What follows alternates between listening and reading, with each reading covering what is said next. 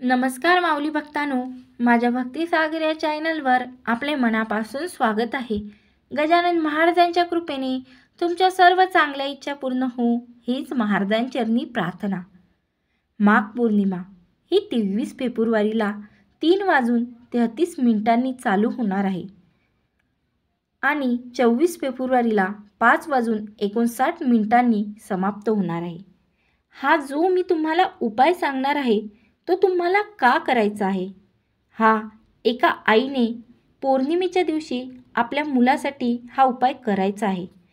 तुमची मुले जर खूप चिडचिड करत असतील आणि खूप हट्टी असतील, सतत आजारी पडत असतील आणि तुमच्या मुलाच्या कोणत्याच इच्छा पूर्ण होत नसतील आणि तुमच्या मुलांना नेहमीच अपयश येत असेल, मुलं वारंवार आजारी पडत असतील आणि तुमचे मोठे जर मुलं असतील, त्यांच्याकडे डिग्री असेल, खूप शिक्षण घेतलं असेल आणि तरीसुद्धा नोकरी मिळत नसेल, तर हा उपाय पौर्णिमेच्या दिवशी तुम्ही तुमच्या मुलासाठी करू शकता। तर पहा, तुम्हाला काय करायचे आहे?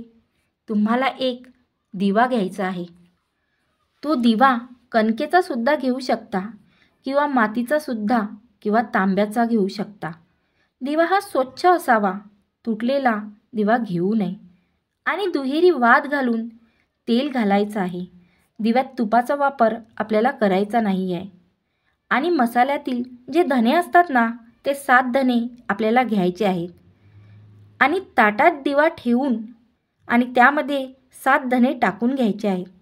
ज्या ताटात थोडे कुंकू घेऊन गंध तयार करून घ्यायचे आहेत आणि अक्षता सुद्धा घ्यायच्या आहेत आणि आपल्याला मुलाला एका पाटावर चंद्रप्रकाशामध्ये बसवायचे आहे। गंध त्या मुलाला कपाळावर लावायचा आहे आणि अक्षता डोक्यावर टाकायची आहेत।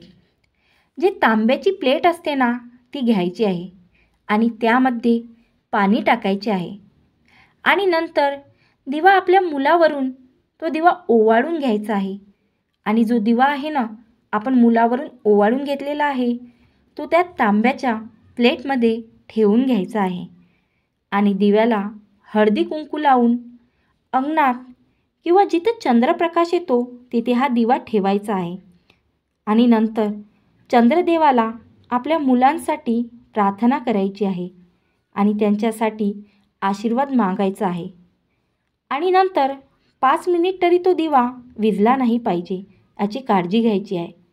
मुलांसाठी हा उपाय केला तर त्यांच्या सर्व इच्छा पूर्ण होतील। हा उपाय तुम्हाला फक्त पौर्णिमेच्या दिवशी आपल्या मुलासाठी करायचा आहे।